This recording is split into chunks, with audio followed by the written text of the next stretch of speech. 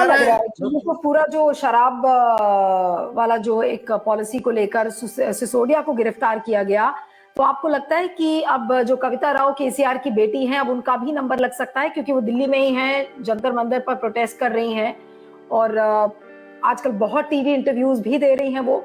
तो आपको लगता है कि कुछ ना कुछ उनको अंदेशा ऐसा हो गया है और वो बार बार इस बात को रिपीट करके कह भी रही है कि मुझे अरेस्ट कर लिया जाएगा शायद, तो बीजेपी उनको भी अब गिरफ्तार कर सकती है? कुछ भी हो सकता है, कुछ भी हो सकता है। तेलंगाना का विधानसभा का चुनाव सामने है।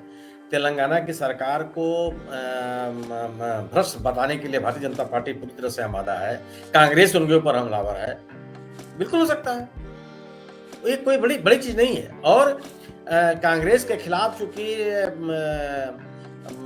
राष्ट्रवादी केसीआर साहब की पार्टी जो है वो भी सक्रिय है, तो ये भी संभव। देखिए, भारतीय जनता पार्टी की दो तरह की राजनीति, एक तो मुख्य विपक्ष है और एक विपक्ष उन्होंने खुद बना रखा है।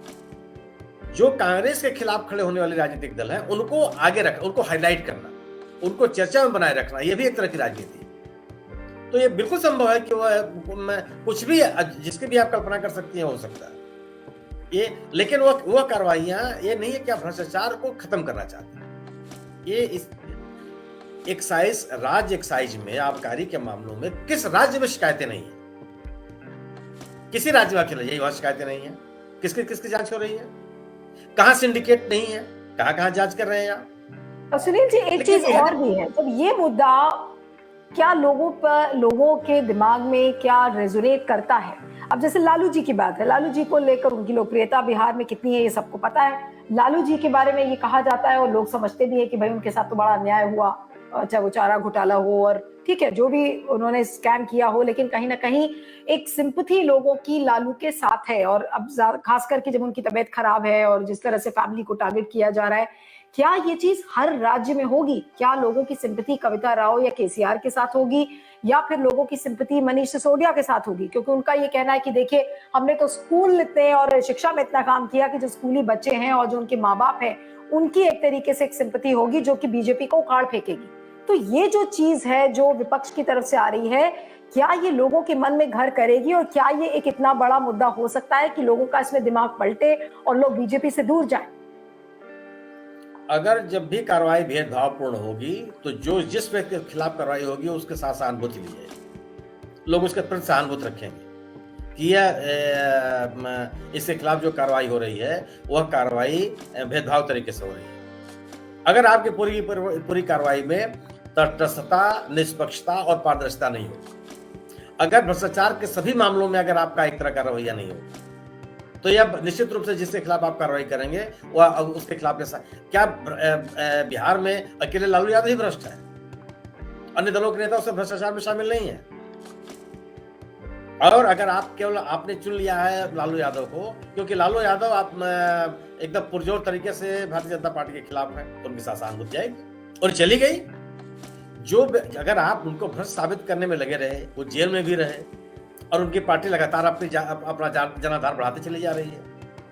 अभी जो पिछला चुनाव हुआ उसमें, जिसमें भारतीय जनता पार्टी ने नीतीश कुमार जी के साथ मिलकर के सरकार बनाया, उसमें सबसे बड़ा राजनीतिक दल कौन सा था? आरजेडी। सबसे बड़ा जिन इलाकों में, भारतीय रोड इलाकों में जीतते चली आई। गोया कि लोगों को ये लगने लगा कि आप जो कार्रवाई कर रहे हैं वो भ्रष्टाचार को खत्म करने के लिए नहीं कर रहे हैं, अपने दलगत हितों के लिए कर रहे हैं, विपक्षी दलों को उत्पीड़ित करने के लिए कर रहे हैं। तो अगर आप जब भी कार्रवाई होगी, जब भी कार्रवाई भेदभावपूर्ण होगी, तो जिनके खिलाफ कार्रवाई हो रही होगी उनके साथ सहानुभूति चली जाएगी। लोग समझने लगे कि ये कार्रवाई निष्पक्ष नहीं है। निष्पक्ष कार्रवाई का ही असर होता है, संस्थागत असर होता है। भ्रष्टाचार को खत्म करने की संस्थागत कोशिश तो हो नहीं रही है। अचानक जिन राज्यों में चुनाव होना होता है वह अचानक आप जाग जाते हैं। और ये सब कुछ सामने है, ऐसा भी नहीं है कि आप इसको निराधार तरीके से कर रहे हैं। जब पश्चिम बंगाल का चुनाव था, कितने रेट हुए ईडी के, और चुनाव खत्म हुए, सब ठंडा हो गया, कोई बोलने वाला नहीं है।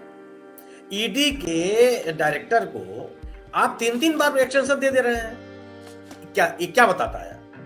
या यह बताता है कि इस देश में योग्य लोगों की कमी है, इस देश में ऐसे लोग नहीं है जो ईडी जैसी संस्था के डायरेक्टर बन सके, या सरकार ऐसे लोगों को चुन नहीं पा रही है जो योग्य हो, सक्षम हो। किस तरह की टिप्पणी है? तो दोनों ही बातें हैं ना, या तो इस मैंने लोगों की योग्यता पे आपको संदेह है या आप किसी के साथ पक्षपात कर रहे हैं। तो ये तो कोई नहीं मानेगा कि इतने बड़े देश में योग्य लोग नहीं है। यही बात साबित होगी कि आप पक्षपात कर रहे हैं और नहीं, किसी ये के पूरा साथ जो क्रम है और जिस प्रक्रिया से ये सारी चीजें की जा रही है वाकई में चिंता का विषय है। लेकिन अब वही है कि अब देखना होगा कि अब कविता राव से जब पूछताछ ईडी करती है तो क्या उनको भी गिरफ्तार करेगी। सत्येंद्र जैन, मनीष सिसोदिया, ये लोग जेल में हैं। कविता राव को साउथ कार्टेल का एक उनका लिंक जो है वो निकाला जा रहा है ऐसी आबकारी नीति के सिलसिले में।